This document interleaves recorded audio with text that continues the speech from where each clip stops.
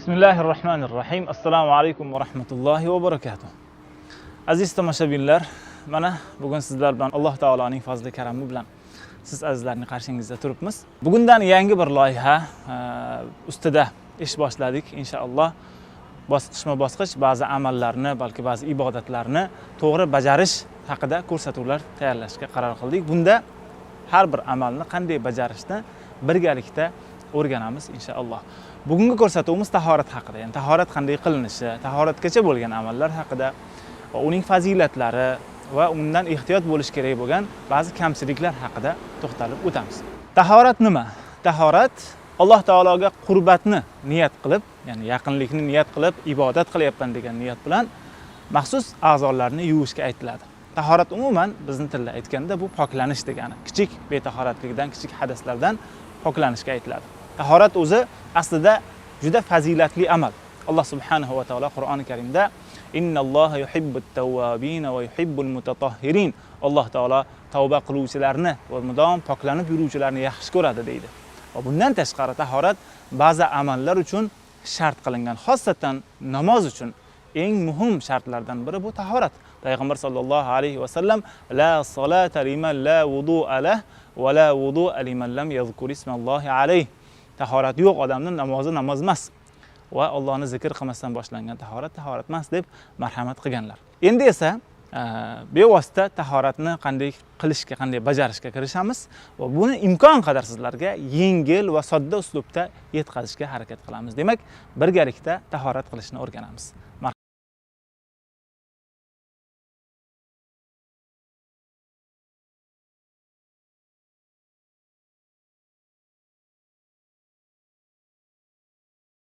Namoz uchun farz. Namoz o'qimoqchi bo'lgan inson tahorat qilishi shart. Va shu bilan birga endi tahoratning ham durust bo'lishi uchun ba'zi bir shartlari bor. Qisqacha shular haqida to'xtalib o'tamiz. Ko'pincha inson qazoi hojatdan keyin tahoratga kirishadi. Shunday ekan, qazoi hojatdan keyingi amallar haqida to'xtalsak. Qazoi hojatdan keyin birinchi qilinadigan ish bu istibro deyiladi. Bu erkaklarga xos masala. Istibro erkaklarning peshob yurida qolgan o'sha peshoblarni tozalab tashlash. Bu har bir kishining o'z odatiga ko'ra bo'ladi. Ya'ni inson tahoratga kirishdan oldin o'sha peshob yo'li peshobdan to'laqonli toza bo'lganiga iymoni hosil bo'lish kerak, ishonch komil bo'lish kerak. Xo'p, bu qanday tozalanadi? Bu har bir erkakning o'zini odatiga ko'ra bo'ladi. Kimdir peshobdan keyin o'z a'zosini siqib tashlaydi. Kimdir yuradi, kimdir sakraydi, kimdir yutaladi. Tabiiyki, bu jarayon ichida ozgina vaqt o'tadi. Istibrodan keyingi amal esa istinjo deyiladi. Istinjo oldi yo'l yoki orqa yo'lni najosatdan tozalashga aytiladi. Aslida bu boya aytilgandek istibrodan oldin ham qilinyapti, lekin istinjoni o'zining masalasini aytish uchun buni alohida eslatyapman. Demak, istinjo xoh erkak, xoh ayollar bo'lsin, har ikki yo'ldan chiqqan najosatlarni tozalashga aytiladi. Istinjodan tozalanishda 5 ta ko'rinish bor. Demak, birinchisi, inson katta yoki kichik hojatni ushlatgandan keyin agar chiqqan najosatlar ayni mahrajidan chiqqan teshiklardan kattarib ketgan bo'lmasa, uni kesak yoki maxsus qog'ozlar bilan tozalash sunnat bo'ladi. Aslida shu bilan kifoya. Lekin o'zi yana suv bilan qo'shimcha yuvsa, bunda mustahab bo'ladi. Bizda odatda xalqning ichida mustahab deb bitta gap bilan ifoda qilinadi shu gap. Lekin mustahab bu aslida amalning nomi, ya'ni amalning hukmining nomi. Agar najosat chiqish yo'lidan 1 dirham miqdorida kattargan bo'lsa, endi uni suv bilan yuvish vojib bo'ladi. 1 dirham miqdori, mana kaftning ichki tarafida chuqurchasi bor. Mana shu chuqurni eng kichik doirasi qaysi? Suv to'plaganda turadigan doira. Mana shu doiradan kattargan bo'lmasa, najosat, demak, uni yuvib tashlash vojib bo'ladi. Agar najosat miqdori undan ham kattarib ketgan bo'lsa, endi uni suv bilan yuvish farz bo'ladi. Bu masalaga daqiq to'xtalishimizning sababi ba'zi yoshi katta kishilardan xossatan eshitadiganimiz, ular shu ozgina ko'ngil xijillik bo'lsa ham, ya'ni uxlab tursa ham yoki yil chiqish holati bo'lsa ham, darrov suv bilan mustahab qilishadi va buning natijasida shamollashadi, kasal bo'lishadi va hattoki keyin mana shu shamollashlarni sabab qilib namozlarni ham yig'ishtirib qo'yishadi. Shuning uchun ham bu haqda yaxshi ma'lumotga ega bo'laylik deb daqiq to'xtaldik. Agar tahorat qazoyi hojatdan boshqa holatlar bilan buzilgan bo'lsa, masalan, uxlab tursa bir inson yoki yel chiqsa yoki burni qonasa, umuman ya'ni ikki yo'ldan birortasidan hojat chiqarmadi. Bu holatda suv bilan mustahab qilish shart emas, balki suv ishlatish makruh bo'ladi, chunki bu o'rinda hojatsiz suvni isrof qilish bor. Bu masalalar istinjoga taalluqli bo'lgan masalalar edi. Endi bevosita tahorat qilishga kirishamiz.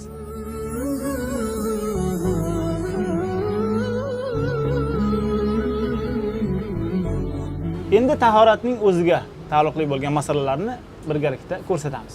Tahoratning farzlari bor, sunnatlari bor, mustahab va odoblari bor va ehtiyot bo'lish lozim bo'lgan makruhlari bor. Alloh subhanahu va taolo Qur'oni Karimda marhamat qilib aytadiki: "Ya ayyuhallazina amanu idza qumtum ilas-solati faghsilu wujuhakum va aydiyakum ilal marafiqi wamsahu bi ru'usikum va arjulakum ilal ka'bayn." Ey musulmonlar, ey iymon keltirganlar, agar namozga tursangiz, yuzlaringizni yuving, qo'llaringizni tirsaklar bilan qo'shib yuving va boshlaringizga mahs torting va oyoqlaringizni to'piqlari bilan birga yuving deb marhamat qiladi. Bu tahoratning farzlari va bu bilan birga tahoratning sunnatlari bor. Hozir biz ko'rsatadiganimiz aynan sunnat va farzlarning hammasini o'z ichiga olgan holatni ko'rsatishga harakat qilamiz va buni tahorat asnosida ko'rsatib, gapirib tushuntirishga harakat qilamiz. Sizlardan faqat diqqat talab qilinadi. Tahoratga kirishdan oldin Rasululloh sallallohu alayhi va sallamning bu sunnatlarini eslatsak. Payg'ambar alayhi salatu vasallam: "Laula an ashqa ala ummati la amartuhum bis-siwaki ma'a kulli wudu." Agar ummatimga mashaqqat bo'lishini o'ylamaganim deydi, har tahoratdan oldin ularni misvok ishlatishga buyurgan bo'lardim degan. Tahoratga niyat bilan kirishamiz va har doim diqqatli bo'lishga harakat qilamiz. Tahoratdan oldin suvni isrof qilmaslik harakatini, ehtiyotini o'ylab qo'yishimiz kerak. Payg'ambar sallallohu alayhi vasallam Sa'd radhiyallohu anhu ning oldilaridan o'tayotganlarida Sa'd tahorat qilayotganlar, suvni ko'p ishlatib. Shunda u zot aytdilarki: "Ey Sa'd, bu nima isrofgarchilik?" Sa'd radhiyallohu anhu hayron bo'ldilar. "Ya Rasululloh, tahoratda ham isrof bormi?" deb so'radilar. Shunda payg'ambar alayhissalom: "Ha, agar oqib turgan daryoni qarshisida bo'lsang ham suvni isrof qilmagin" dedilar.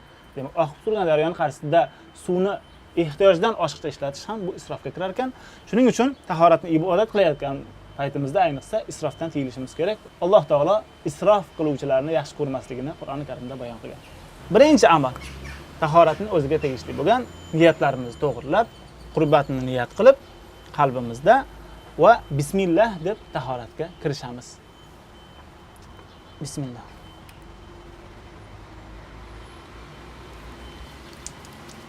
Tahoratning birinchi sunnati qo'llarni 3 marta yuvish. Bu rusx bilan qo'shib birinchi oshig'i bilan.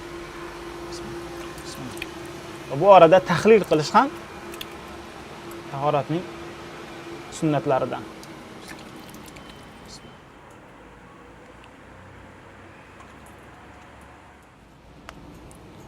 Ikkinchi ishimiz demak og'izga suv olib chayish.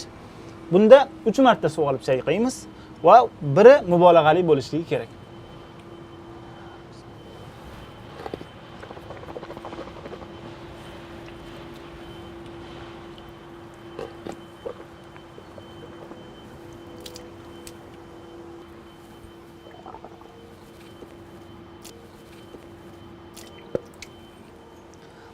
Endigi ish burunni 3 marta chayish. Bunda o'ng qo'l bilan suv olib, chap qo'l bilan qoqib tashlaymiz. Har biri alohida bo'ladi.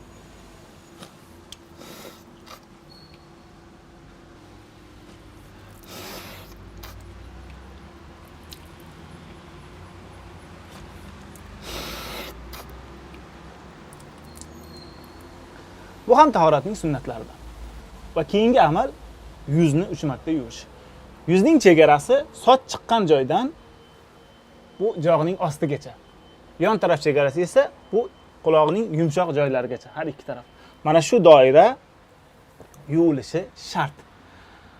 Ba'zilar soch chiqqan joydan desa, soch bo'lmasa-chi, soch teparoqda bo'lsa-chi deyiladi. Bu odatda soch chiqadigan joy nazarda tutilgan. Yuzlarni ham 3 marta yuvamiz.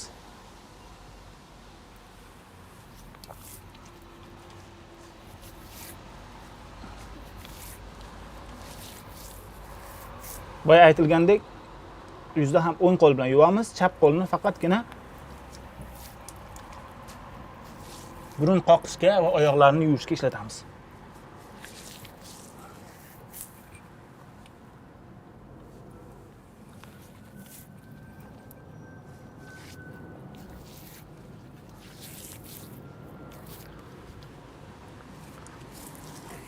Yuzni 3 marta yuvdik.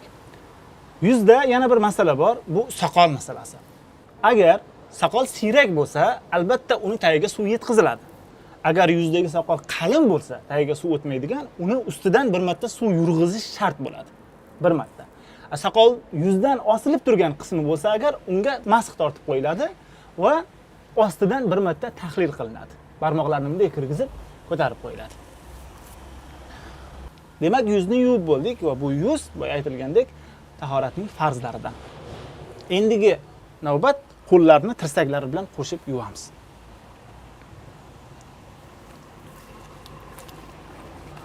Bunda diqqatli bo'lamiz. Suvni bir marta shunday ishqalab olsak, keyingi safar suv yurishi oson bo'ladi, qo'lni hamma joyiga tegadi. Ba'zilar qo'lga suv yurg'izmaydi. Uchinchisi, keyin shunday suv tortib qo'yadi, suvday tomib hamma joyiga tegmaydi, unda tahorat nuqsonli bo'ladi, balki tahorat hisoblanmaydi, ehtiyot bo'lish kerak. Demak, 3 marta o'ng qo'lni yuvdik, endi chap qo'lni yuvamiz.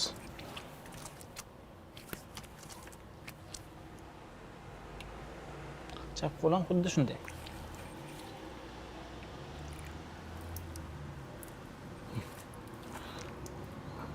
Qo'llarni tirsaklari bilan qo'shib 3 marta yuvdik. Bu ham tahoratning farzlaridan. Endigi navbat esa boshga masx tortish. Boshga masx tortish tahoratning farzlaridan va aynan 4dan biriga tortish bu farz. Lekin Rasululloh sallallohu alayhi vasallam bizlarga masx tortishni o'rgatganlarida boshlarga to'liq masx tortganlar. Agar biz hozir shunday shaklda qilsak, tahoratning farzini ham sunnatini ham o'z ichiga olgan bo'ladi. Demak, suv olamiz. Qo'lga suvda nami bo'lsa kifoya.